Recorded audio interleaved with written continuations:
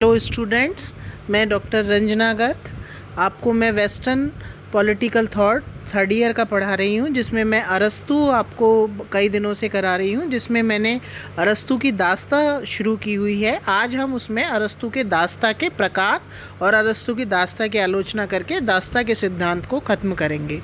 तो अरस्तू ने बताया कि जो दास्ता है वो दो प्रकार की होती है, एक तो स्वाभाविक दास्ता और दूसरी वैधानिक दास्ता। तो उसने कहा कुछ व्यक्ति जो जन्म से ही मंदबुद्धि, अकुशल व अयोग्य होते हैं वह स्वाभाविक होते हैं।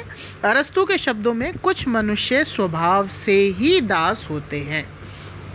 इसके अतिरिक्त युद्ध में किसी अन्य राज्य को पराजित कर लाए हुए बंदी भी दास बनाए जा सकते हैं। इस प्रकार की दास्ता वैधानिक दास्ता कहलाती है। जो युद्ध में बंदी बनाते हैं उनको उसने वैधानिक दास कहा। परंतु यूनानी निवासी युद्ध में पराजित हो जाने के बाद भी दास नहीं बनाए जा सकते, क्योंकि प्रकृति की ओर से दास्ता के लिए नहीं, स्वामित्व के लिए बनाए गए हैं। अरस्तु शुरू से ही कहता था कि यूनानी कभी दास नहीं हो सकते, क्योंकि वह उन्हें बुद्धिशाली व्यक्ति ही कहता था। अरस्तु द्वारा प्रतिपादित वैधानिक दास्ता का सार यही निकलता है कि यह किसी भी प्रकार से स्वीकार नहीं कि यूनानी दास हो और दास्ता का अभिशाप किसी भी कारण से यूनानियों को सहना पड़े। तो उसने माना कि इस प्रकार से अगर हम देखें तो उसने माना कि यूनानी हमेशा ही स्वतंत्र हैं, उन्हें दास नहीं बनाया जा सकता। दास प्रथा के बारे में अरस्तु द्वारा प्रतिपादित मानवीय व्यवस्थाएं जो हैं वो इस प्रकार है, जिनको अगर हम पॉइंट्स में कहें तो पहली, दास्ता प्राकृतिक है, ना कि वंश परंपरा पर आधारित। मतलब वो प्राकृतिक है, वो जैसे ऐसा नहीं है कि वंशों के आधार पर हो। दास की सनातन गुणवान और स्वामी की संतान निकम्मी हो सकती है, और कोई अच्छा व्यक्ति की संतान अच्छे व्यक्ति की संतान ज़रूरी नहीं कि है ना वो दास हो, और ज़रूरी नहीं, ये भी ज़रूरी नहीं कि दास की संतान दास हो। स्वामी को दास के प्रति किसी प्रकार का अत्याचार या क्रूर व्यवहार करने का अधिकार नहीं है। उसे दास को अपने शरीर का अंग समझना चाहिए और अपने अंग के समान ही उसके साथ व्यवहार करना चाहिए। स्वामी को अपने दासों का यह वचन देना चाहिए कि यदि वे अच्छा कार्य करेंगे तो वह उनको मुक्त कर देगा। नेक्स्ट, स्वामी को अपने दासों से न केवल वही कार्य करवाने चाहिए जिनको करने की उसमें क्षमता हो। स्वामी का कर्तव्य है कि दास की भौतिक और शारीरिक सुविधाओं का ध्यान रखे। नेक्स्ट, अरस्तु दासों की संख्या बढ़ाने के पक्ष में नहीं है, वह उनकी संख्या आवश्यकता अनुसार ही रखना चाहता है। फिर उसने कहा कि स्वामी को चाहिए कि अपनी मृत्यु के समय अपने दासों को दास्ता से मुक्त कर दे। फिर उसने कहा अरस्तु का मत है कि समस्त दासों को अपने सम्मुख स्वतंत्रता का अंतिम ध्येय रखना चाहिए।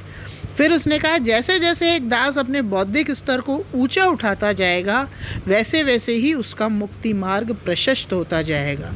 जब उसका बौद्धिक स्तर स्वामी के बराबर हो जाएगा तो उसे स्वतंत्र कर दिया जाएगा। तो इस प्रकार से यह भी स्पष्ट होता है कि वह दासों के प्रति मानवीय व्यवहार अपनाता था, क्रूर व्यवहार का विरोधी था, उनको स्वतंत्र करने का पक्षधर था, उनकी बुद्धि को बढ़ाने का पक्षधर था, और स्वामी की मृत्यु के बाद वह चाहता था कि दासों को मुक्त कर दिया जाए। अब अगर हम इसकी आलोचना देखें तो अरस्तु के संपूर्ण राजनीतिक चिंतन में दास्ता ही उसका एक ऐसा विचार है जिसको बहुत अधिक का आलोचना सहनी पड़ी।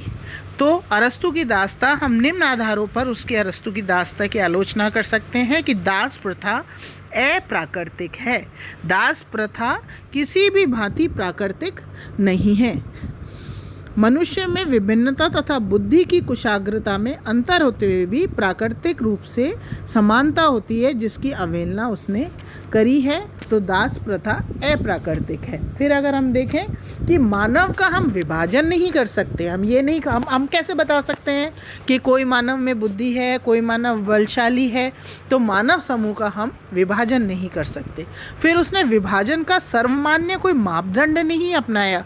उसने इस प्रकार दो वर्गों में विभाजित कर दिया कि एक तो स्वामी और दूसरा दास। लेकिन हम कैसे कह सकते हैं कि कौन सा व्यक्ति स्वामी होगा और कौन सा व्यक्ति दास? फिर उसने अनुदारवादी धारणा अपनाई। ये अरस्तु की ये मान्यता थी कि प्राकृतिक दास में केवल अत्यंत सीमित बुद्धि, इतनी सीमित कि वह केवल दासता को ही अपना कर्तव्य समझे। ये गलत है। किस आधार पर इस मान्यता को लेकर चलता है ये भी उसने नहीं बताया, कि मतलब वो खुद ही मान ले कि वो पशुतुल्य है या वो दास बनने के योग्य है, ये नहीं कह सकते। दूसरा उसने कहा यूनानी दास नहीं हो सकते, इसका भी कोई तार्किक आधार उसने नहीं दिया। फिर खुद की उसकी धारणा विरोधाभासी है। एक और वह दासता को प्राकृतिक बताता है और दूसरी ओर कहता है कि दास को दासता से मुक्ति मिल सकती है। अगर वो व्यक्ति प्राकृतिक रूप से ही कमज़ोर है तो फिर उसे मुक्ति कैसे मिलेगी, ये कह पाना बड़ा मुश्किल है। ये उसकी अव्यवहारिक धारणा है। अवकाश का बहाना न्याय संगत नहीं है। उसने कहा कि स्वामी को दास अगर हो जाएगा तो स्वामी को है ना वो फ्री हो जाएगा। ये कैसे हो सकता है कि वो दास है तो फ्री हो जाएगा या उसका बौद्धिक स्तर सुधरेगा, तो ये अपने आप में गलत है। तो इतने अवकाश की आवश्यकता ही नहीं है कि सारा गृह कार्य तो दास करे और स्वामी साहित्य सेवा के नाम पर ही सिर्फ काम करता रहे, तो ये नहीं हो सकता। इसके अलावा इसको अतार्किक सिद्धांत कहा गया, अवैज्ञानिक सिद्धांत कहा गया, अव्यवहारिक सिद्धांत कहा गया। इस प्रकार से जो अरस्तु की दासता है उसको अगर हम निष्कर्ष के रूप में देखें तो ये कहा जा सकता है कि दासता विषयक अरस्तु के विचार अत्यंत अवैज्ञानिक, असंगत, असग्र और मानवता विरोधी है। ये हम आलोचना का निष्कर्ष निकाल रहे हैं। मैक्सी ने तो दास प्रथा के निवारण या विवरण के कारण अरस्तु की पुस्तक पॉलिटिक्स को अवैध घोषित करने की सिफारिश करी थी। मैकविलेन ने कहा यदि हम इस सिद्धांत का जीवन के तथ्यों या स्वयं अरस्तु के तर्कों के आधार पर मूल्यांकन करें तो इसका पूर्ण निस्तारण अस्पष्ट हो सकता है।